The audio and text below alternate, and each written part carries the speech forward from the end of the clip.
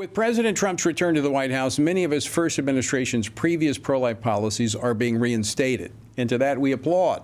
It's great. He's doing good.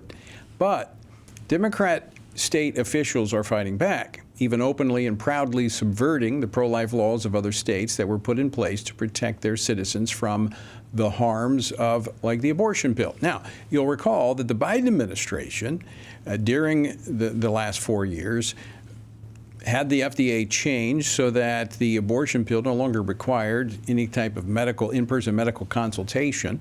And they also got a ruling from the Department of Justice that the Comstock Act, which prohibits abortion material from being mailed through the U.S. mail service, didn't apply to the abortion pill.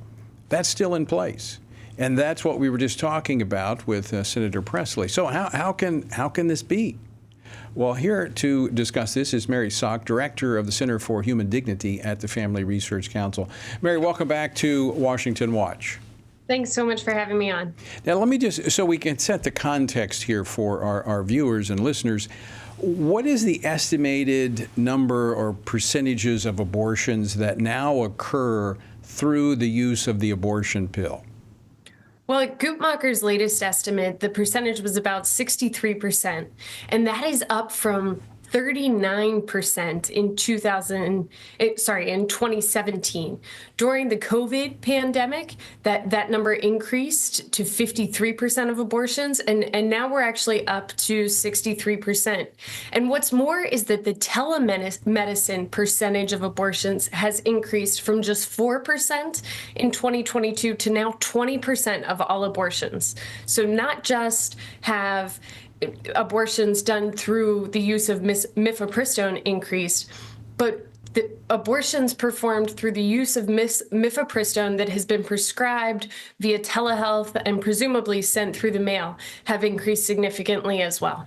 Now, last week on the program, I was talking about how the medical complications in emergency issues have increased as well as more of these chemical abortions have been undertaken.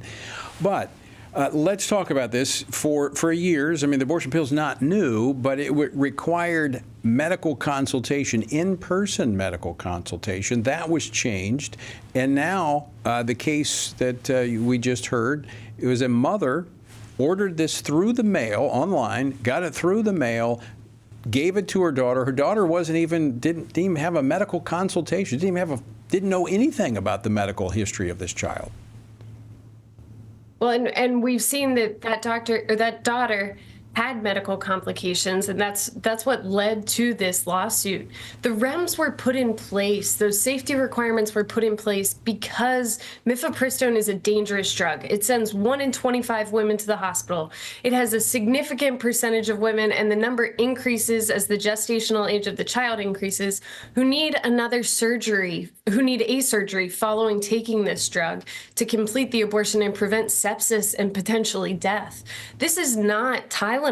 This is a drug that harms and maims women while it kills their unborn child. So can a state, let's take Louisiana, that was the state we were just talking to, the state senator there.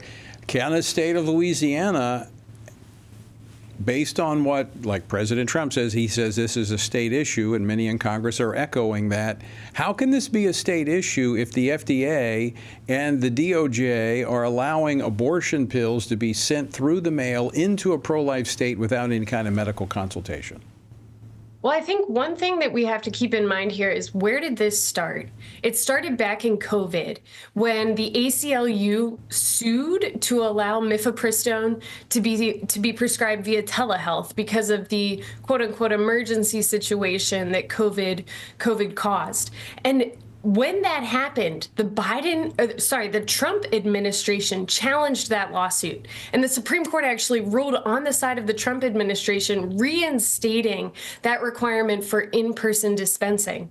So if President Trump wants to say or says that abortion is a states' rights issue, we need to hope and pray that he follows what he did during his first administration, and he protects a state's ability to protect unborn children within their state boundaries. Now, this is actually pretty simple to do. It would, number one, just have the FDA go back to requiring consultation, right? It is. And, I'm actually hoping for much more. In RFK Jr.'s confirmation hearings, we heard him say that President Trump wants him to study the safety of mifepristone. Well, that will actually be the first time in American history that that study has been conducted. We don't have studies on mifepristone's impact on minors, which was the issue in this case in Louisiana. And if RFK Jr. looks at the studies, which we have seen from other countries, he will see that this drug is not safe for women. It's not safe for minors. And this is something that should not be prescribed at all. And the other component of this is through the mail, which is simply requiring the enforcement of the Comstock Act, right? Certainly. And we've seen the Trump administration is the administration of law and order. The Comstock law could not be more clear. It says that nothing that is meant to induce an abortion can be sent through the mail. That it is pretty impossible to read as allowing mifepristone to be sent. Yeah. Mary Szoch, thanks so much for joining us. Always great to see you. Thanks so much for having me on, Tony.